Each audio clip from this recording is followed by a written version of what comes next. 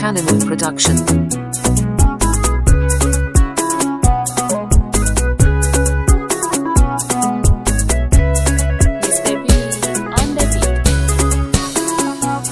Rabbana Allah wahidin ka iya mana kar da mu hallaka. Hausa Fulani 'yan arewa kar mu yarda a kar Najeriya.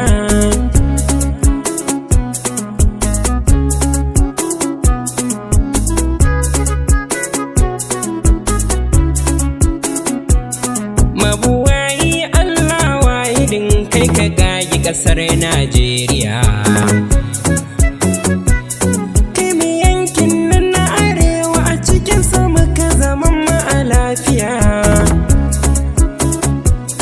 Gashi min iskewa 'yar gaba hankalin mu fa ya kusa tafiya.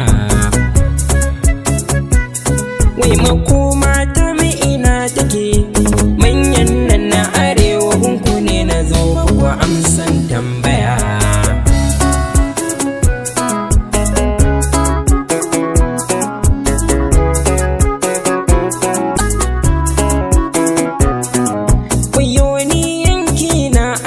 Ɓangaren noma duka ya tsaya. Fannin kiwo babu wai ya muke bisa wannan tafiya.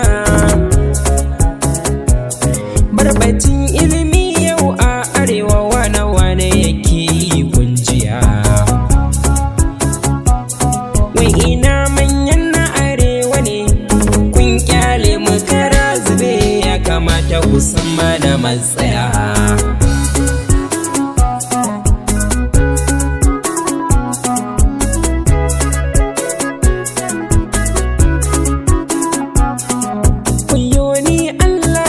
Arewa shaye-shaye zama na fa'ida.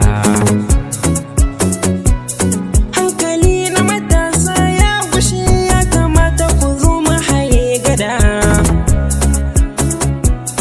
Ya kamata mu ɗau fanni na ilimi ya zama na shi ne fa'ida. Yau arewa kawai kuka muke, mun iske wa talaucin da babu shi asalin ma'anahiya.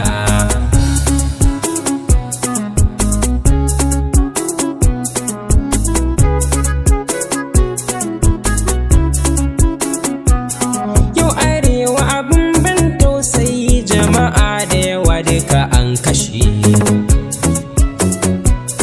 Ba a so me noma har da kiwo, tunani na muka ya gushe.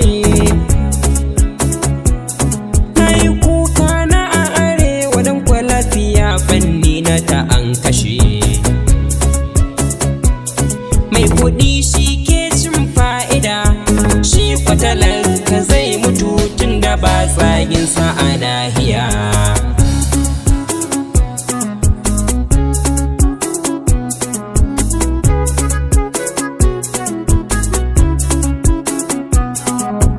Yau matsaloli na arewa duk talakawa suka ja haka.